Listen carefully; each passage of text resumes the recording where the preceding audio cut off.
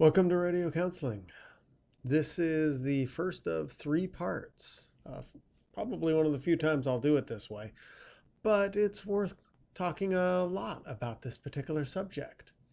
You're here because this is the one about sex. Relax. This isn't some sort of like parent type talk. This is more about setting some realities that I've found out there in my work. Our culture has a ton of mystique built up around sex. Our marketing is all about it. Heck, there are million-dollar couples like this one, or fails like this one, that have literally nothing to do with their careers as actors. So why talk about it at all? Because sex is still salacious. As Americans, we've only just realized that a guy's penis can be showed on a screen, and there are still people who routinely whine about it. Here's the thing. There is no correct sex as long as the people involved are consenting. That's not hard, right? Hard. I mean, it's pretty easy. Don't rape people. It's a really low bar. So let's rein it in from the extremes and look at a couple of myths. Because my specialty is in around men, I'm going to focus on some male myths. 1. Men deserve sex. This is just flat wrong. If you've been turned down by someone you propositioned, hey, they weren't that into you. No big deal. Don't lie. Don't say I love you or you're a slut. I'll tell everybody you're a slut.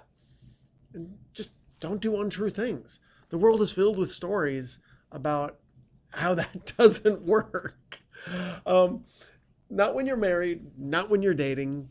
You never deserve to have sex. You can hope. And you can be the best you possible to show, how willing you are.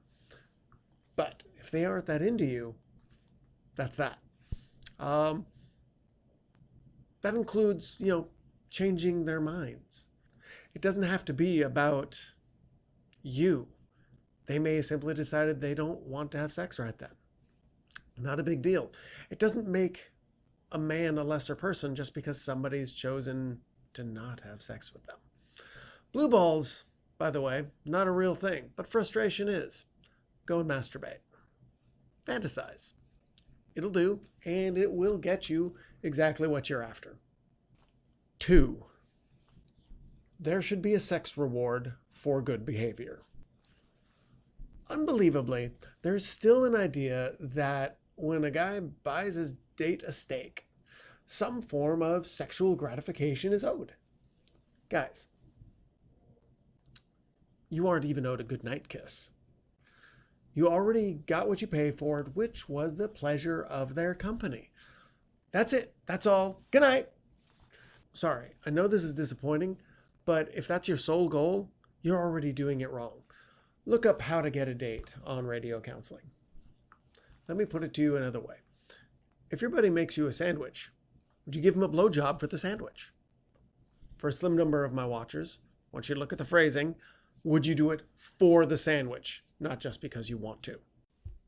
All right, these are some pretty long sequences, so next time we'll have 3 and 4. See you soon.